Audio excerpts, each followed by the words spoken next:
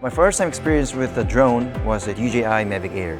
That opened my whole perspective to the film industry, agriculture, entertainment, and search and rescue.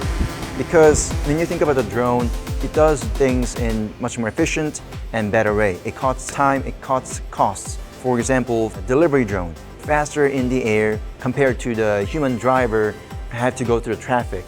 Purdue is one of the top 10 engineering schools. That's why I love this so much. There's so much drone-related clubs here in Purdue.